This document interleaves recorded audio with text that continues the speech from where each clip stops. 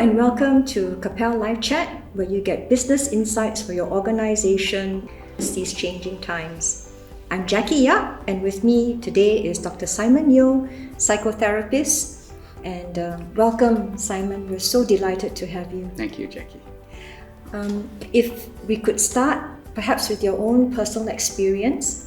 I understand that you were COVID-19 case 119 or 118. 180, yes. Or 180. Yeah. Could you share about your experience with us? Sure.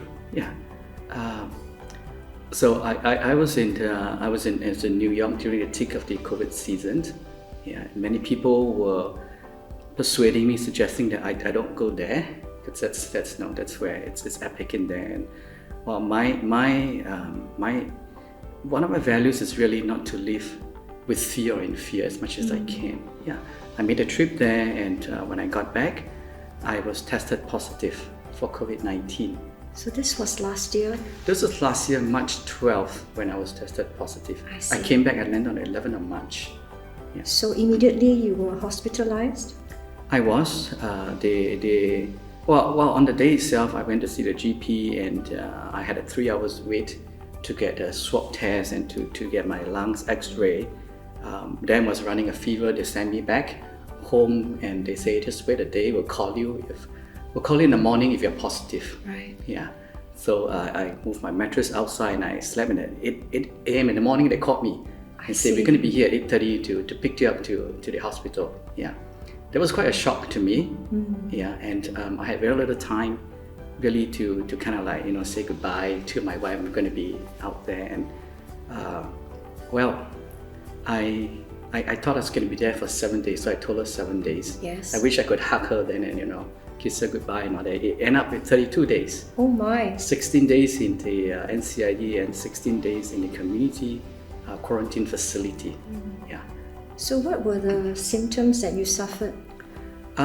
Thankfully, I had fever from time to time, and there was like 38 point something and all that. And part of it also that I developed pneumonia for a couple of days. Yeah, doctor was very concerned. They were measuring my vital signs from like 8 hours to 4 hours, like two hours.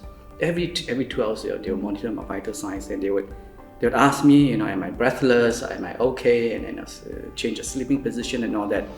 That got me a little worried because I was okay. I was breathing all right. Yeah, I was waiting to be discharged. I was very positive. I'm going to be discharged like 7 days, and of course it didn't happen. We all know that. How did it extend to 32?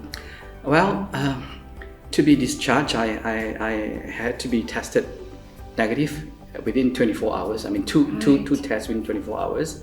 The doctor actually warned me and said sometimes you get negative and then you get another positive. Yeah. So they prepared me well. I went through it 3 times. That was horrible. That meant my emotions was up and down, up and down. I thought I was going to be well. I was planning and looking forward, to go back home and to be with my family. It just didn't happen. So it's the emotions, it's the fear, it's the frustrations, it's that sense of helplessness and hopelessness that kind of like hem in and engulf me from time to time. Not so much of the COVID itself, I would say. I knew I was going to get well. I knew I was going to be out there doing my things and all that. It's just a whole new experience that I went through during that time. So that loneliness and sense of isolation. Yeah, that loneliness. It was really hard to imagine, unless one has been in that journey, so-called. Yeah, that really wanting to be out there, to be family members, and the things that you take for granted on a daily basis begin to come back, and you begin to know that, okay, when I'm out there, I'm just going to make sure that I have a brand new perspective on life. Yeah, these were teachable moments for me. It's precious, I would say, priceless. You also talked about facing stigmatization where, people were not sure, about being around you. Yeah. How did that feel like? When I was case 180, it was the very early days, and every day was unfolding. There were new discovery about the disease, about COVID and all that. And what the people knew was then just to stay away from us, not to get so near, not to get near us at all. Yeah. There was a lot of anticipatory fear in the sense that they were not sure how to handle us and how to manage us. I'm not particularly talking about those nurses because this is excellent. We have the best healthcare. I really enjoy what you're doing, and I really salute them. Give my hats off them. You do get a sense that people are not sure. People are thinking that, okay, you still have the virus in you and it's highly contagious. I'm not sure how much should I come in contact with you. I'm not sure even should I even look at you or should I even talk to you. If I have to engage you, and then what's going to happen? It's so awkward.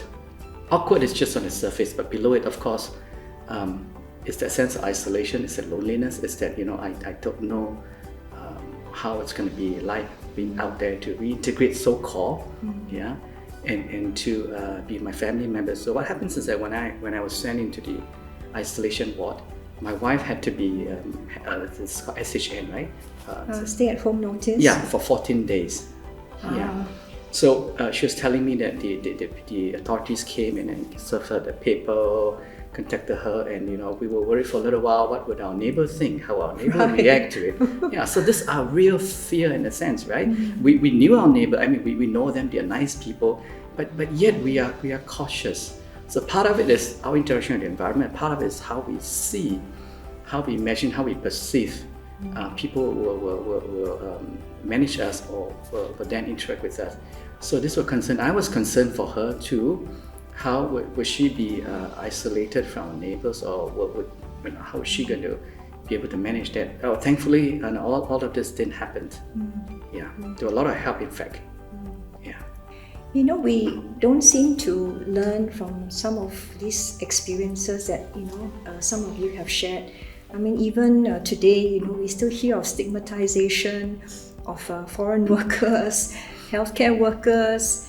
Recently, the Bukit Merah and the Red Hill clusters, and just a couple of days ago, the Vietnamese social hostesses. Yeah. Yeah. So, what would be some of the maybe suggestions or insights that you could share with the rest of us who are tempted to avoid people who are in these clusters? I think if I see from the psychological point of view, it's a self-preservation. People need to survive. They need to make sure that they are safe, so that the people they are responsible for, the people they are obligated towards, will be safe as well. So it's a kind of self-preservation for them in the sense that, all right, I just gonna make sure. I'm not sure about what's happening. Right? I don't have enough information. Lack of information is one thing. Second thing is, of course, everyone is doing it. Then I think it's going to be safe for me to do it as well. Yeah. So there's safety in numbers. And it's a form of really preserving themselves and say that, I gotta do whatever it takes for me to survive, to move forward, because I have a responsibility towards people. I have a lot of things that I'm accountable for. So it kicks out that survival instinct in us. Yeah. So if I see from that perspective, then it's not so scary if someone try and stigmatize me. They do it or they don't do it unintentionally or unconsciously. Yeah. I think my posture would then be that, all right, if this is what it takes for you, then to survive in a sense, I want to be able to try and manage it on my end. I want to try and be able to understand that from my end, because the last thing I want to do is then to be able to have that resentment, that fear, and that breeds a whole host of negative emotions, first of all. And if I understand that, then I think it's going to be easy for me to interact with the world. It's going to be easy for me to bring you in and say, okay, granted, if you think that you don't feel safe with me, let's work on what is safe then. Yeah, people that I'm going to come in contact with, people that I don't, then I think I want to be able to honor what they're going through, because I don't know what they're going through. They may have gone through a big crisis in their life, and so they want to be able to manage that as well. So managing that and honoring that as well.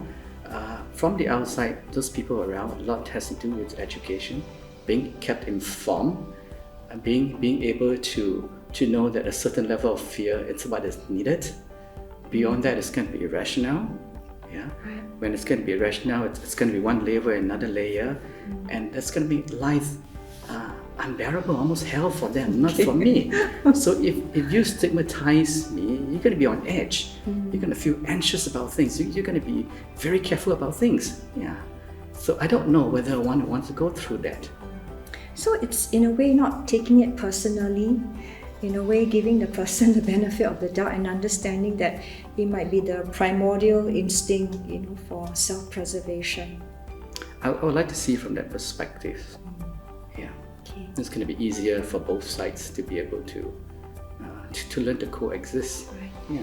And what about yourself personally? What are some lessons, that that experience in a way gave you?